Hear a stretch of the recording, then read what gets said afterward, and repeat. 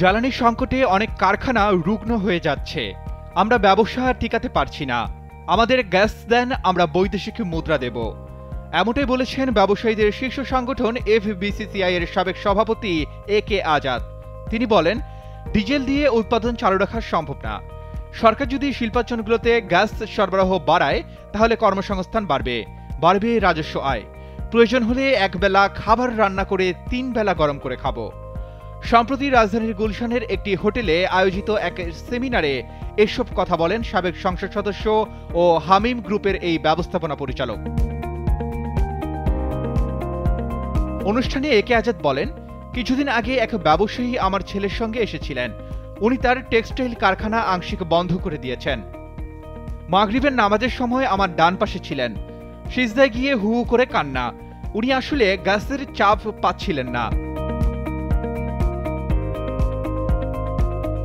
তিনি আরো বলেন, আমরা অনেক কারখানা চালাতে পারছি না, কারণ যেসব কারখানা বন্ধ হয়ে গেছে তাদের শ্রমিকেরা এসে ভাঙচুর করছে, চাকরি চায়। আমরা তাদের কিভাবে চাকরি দেব? আমরাই তো কারখানা চালাতে পারছি না। এফবিসিসিআই এর এই সাবেক সভাপতি বলেন, ভারতের 6টা প্রদেশে বিনিয়োগকারীদের বিশেষ সুবিধা দেওয়া হয়। এর মধ্যে রয়েছে, যদি কোনো মহিলাকে চাকরি দেওয়া হয় তাহলে সরকার তাকে 5 বছর 6,000 রুপি দিবে। ছেলেকে চাকরি দিলে সরকার তাকে 5,000 রুপি দেবে। ফলে বিনিয়োগকারীরা সেখানে ছুটছে। আমরা ব্যবসা টেকাতে পারছি না। জ্বালানি উপদেষ্টার উদ্দেশ্যে AK আজাদ বলেন, আমাদের গ্যাস দেন, আমরা বৈদেশিক মুদ্রা দেব। আমি যুক্তরাষ্ট্রের কটন সামিট থেকে ফিরলাম। সেখানে একজন অর্থনীতিবিদ দেখালেন, চীনের উপর যেভাবে কর আরোপ করা হচ্ছে তাতে আমদানিকারকরা বাংলাদেশ, ভারত, পাকিস্তান, ভিয়েতনাম এসব দেশে আসছে, কিন্তু আমরা অর্ডারগুলো সেভাবে নিতে পারছি না। কারণ যেগুলো অর্ডার নেওয়া আছে সেগুলোই সময় মতো অর্ডার সরবরাহ করতে পারছি না। আমি ডিজেল দিয়ে কারখানা চালিয়ে অর্ডার সরবরাহ করতে পারবো না। একটা কারখানায় 25 মেগাওয়াট বিদ্যুৎ লাগে। এটি ডিজেল দিয়ে কিভাবে সাবসিডি দেব? Arman Ali, Daily Sun.